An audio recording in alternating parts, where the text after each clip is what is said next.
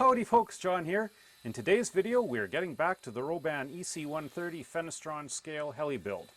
I'll be getting the HSM 800 mechanics built, electronics installed and programmed, and most importantly, getting the egg beater up in the air to make sure all is working before fitting the fuselage.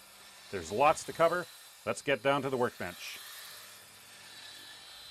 First little hiccup with the build. I'm working on the tail boom, getting the tail servo installed, and went to thread in one of the included balls. These are 5mm balls, just like a line. And see if we can see what's wrong with this picture. Can you see that? I don't know if the camera's picking it up, but this ball hasn't been threaded. You know, here's one that's threaded. Thread, no thread. Pretty hard to screw that in. Another little niggle, the boom servo mounting brackets or clamps, they weren't threaded. So I have to thread them manually.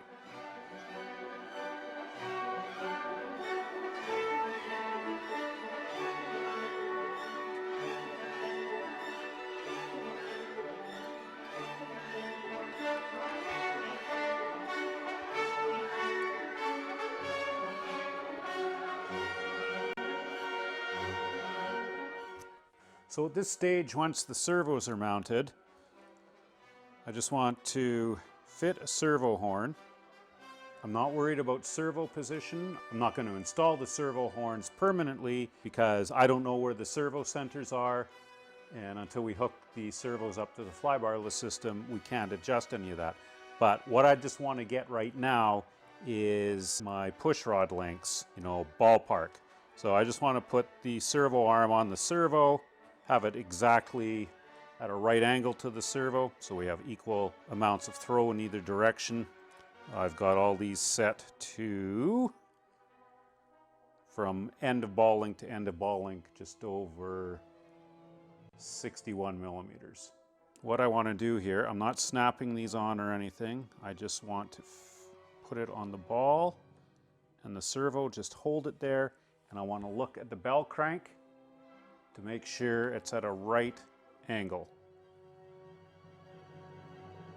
So again, equal amounts of throw up and down. Servo neutral, bell crank neutral. And that looks pretty much bang on. And I'm just going to do the same thing for the elevator here.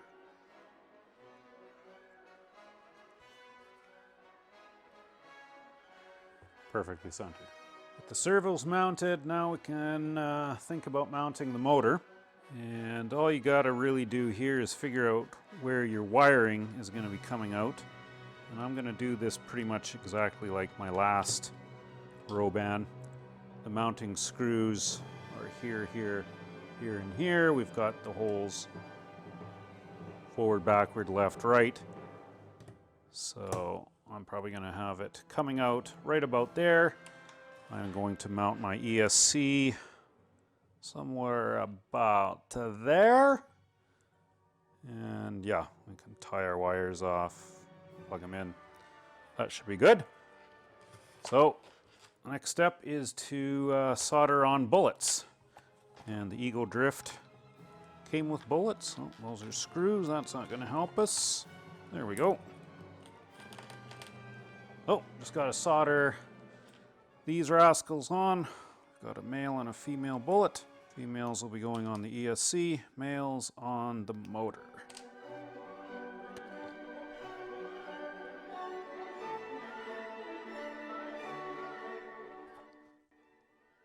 And just let it melt in. Nice. Motor is in. Went really well. Just had to take one side of the frame section off.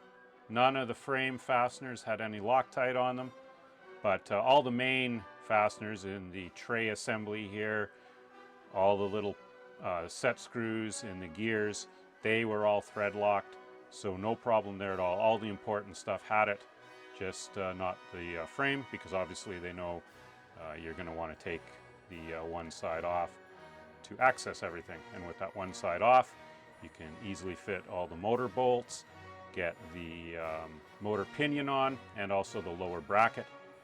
You don't necessarily need that lower bracket on, but I like it, and that's why they recommend a long shaft motor. Belt tension, you want it moderately tight, you know, not drum elastic band snapping tight. You want some flex in it, but not so much that it'll slip. And when you rotate it, you just want to make sure that it's centered on that main gear there. It's not riding high or low. And the tail drive belt below it, it's already set up for us.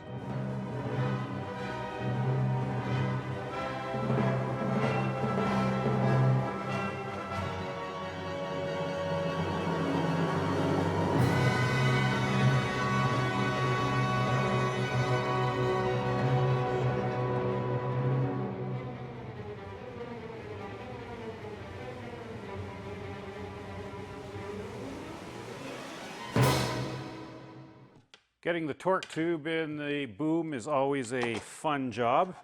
Usually requires copious amounts of lube. So I use silicone grease on the rubber spacers that go around the stabilizer bearings. And on this heli, there's actually 3 of them. Another thing that works good is silicone O-ring lubricant. But I find getting this grease in there, you know, you could use dielectric ignition grease, any silicone-based grease. Seems to work pretty good. Excuse my reach. Just put that up there so it doesn't get any dirt on it. Never hurts either to use some silicone spray if you have to. Just lube the inside of the boom up a bit. And we'll see how she goes here.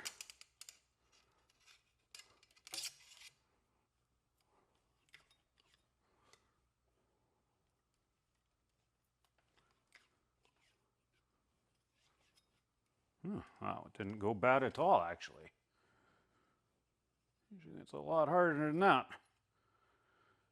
And then what I'll like to do at this point as well is get a little anti-seize compound. Can either be the aluminum silver stuff here like we've got, or the copper anti-seize, and just put it on the fluted ends of the torque tube, because this is aluminum and it's being slid into steel gears. So this just prevents it from getting seized totally into the gear splines. Messy shit, but it works.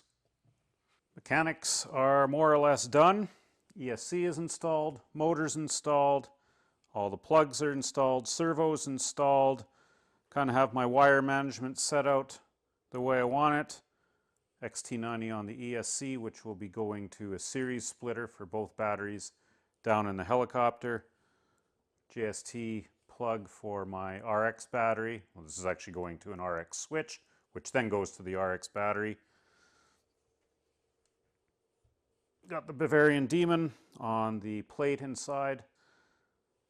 Got a little antenna holder for the 2 PCB antennas from the receiver.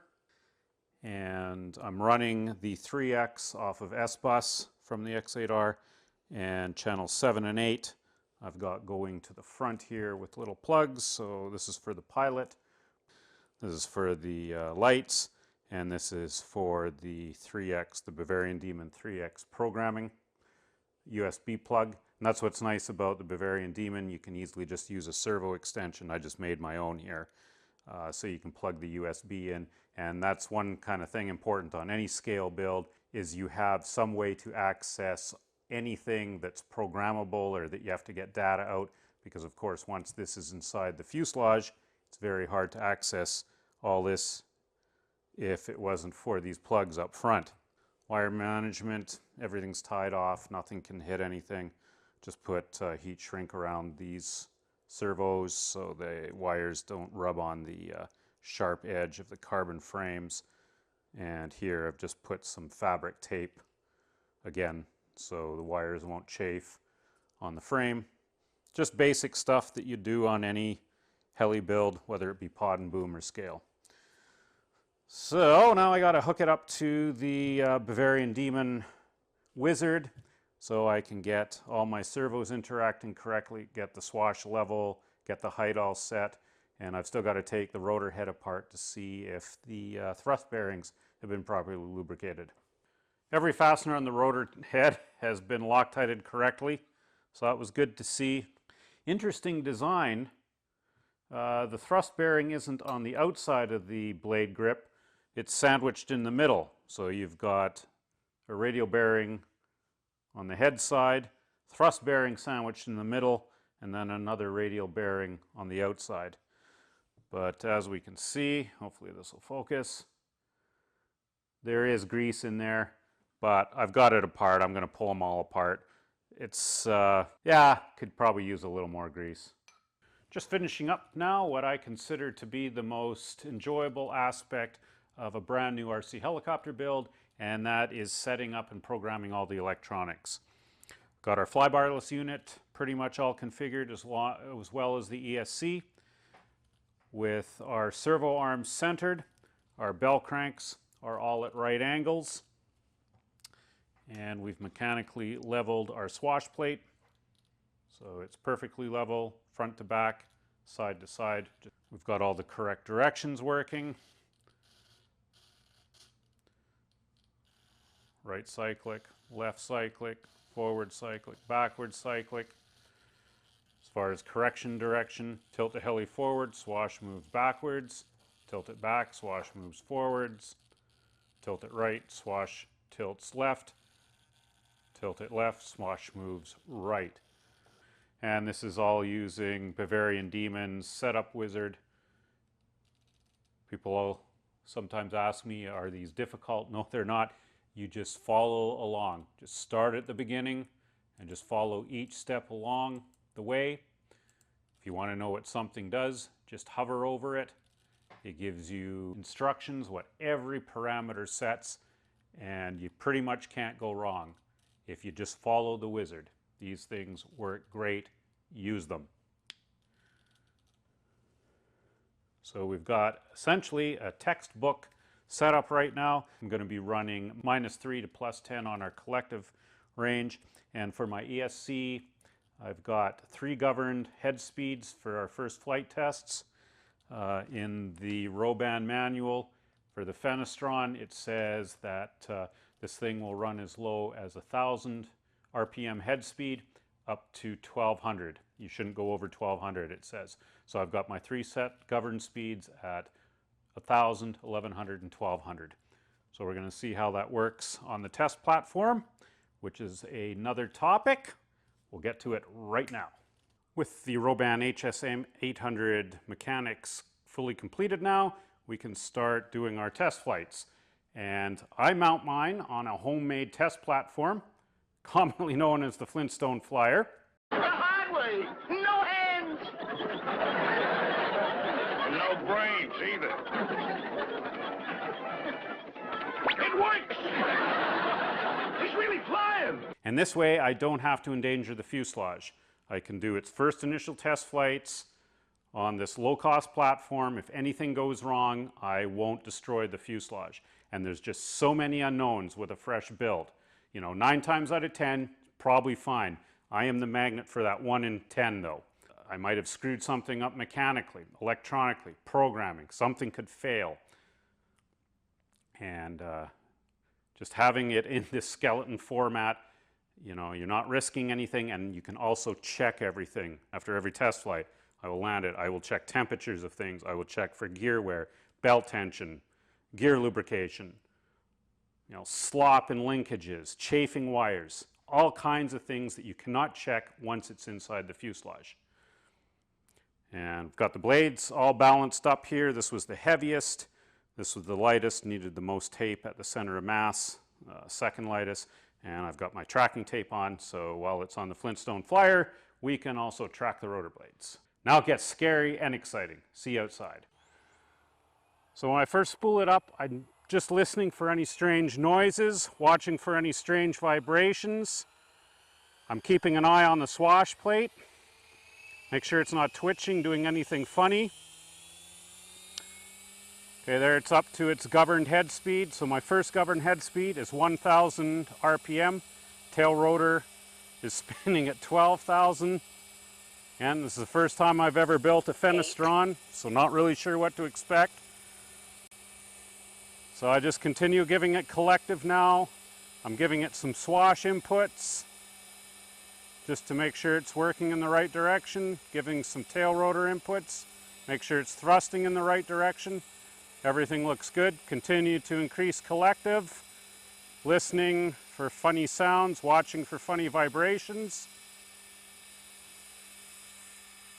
And there we go. Wow. Just beautiful. That is hands off. So, good trim. Just give some tail rotor input. Gain seems good. Give some cyclic. It's a little mushy. I could turn the cyclic gain up a bit, but I like it mushy on a scale. Heli gives it a more realistic look, not as robotic. Actually, let's get it right up to eye level now so we can check the blade tracking. Make sure all those 3 colored tapes are tracking in the same plane. Yes, they are. Blade tracking is perfect. We'll check the yaw rate. That's at 50% on my tail rotor. I wouldn't want it any faster than that for scale. Both directions seems consistent and even. Again, tail lock is good. Give it some full cyclic input. Nice and gentle and docile for scale.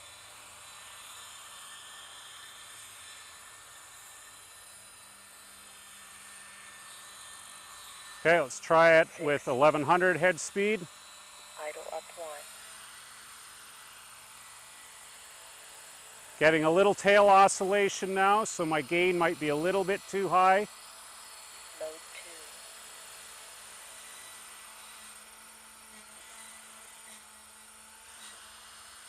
2. Load 1. It's not really much bounce back. I can't properly tune it, of course, until it's in the fuselage, but this gives me an idea that it is at least working properly. Full climb out there. It's probably leaving the frame of view.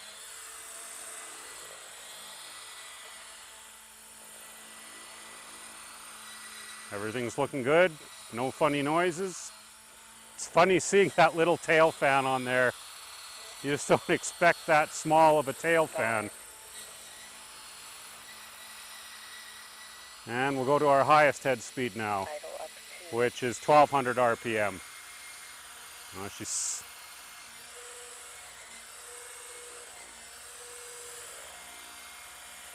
That certainly got lots of power with this. Of course, it's going to be lifting a lot more weight with the fuselage on.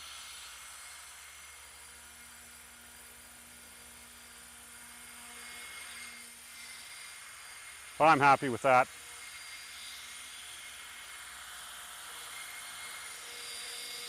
Idle up 1. Normal mode. So now what I'm going to do is just land it and go right over it. We're going to download the data off of the ESC, but let's check the motor temperature and the ESC temp. Very successful first flight. So first test for the motor temp is the old finger test. As long as I can hold it on for 5 seconds without burning my digit. She's a little warm. That's about as scientific as a flat earther though. So we're sitting at 135 Fahrenheit. I don't know if the camera's picking that up. ESC, 107 Fahrenheit, so no problems there. I'm running mid-timing on the motor, so I'm probably going to move that to low. It's a little warmer than I expected. Otherwise, everything's good. So in the next video, we will get this thing into the fuselage and we'll do its first proper test flights in that. Thanks for watching, folks. We'll see you next time. Happy flights.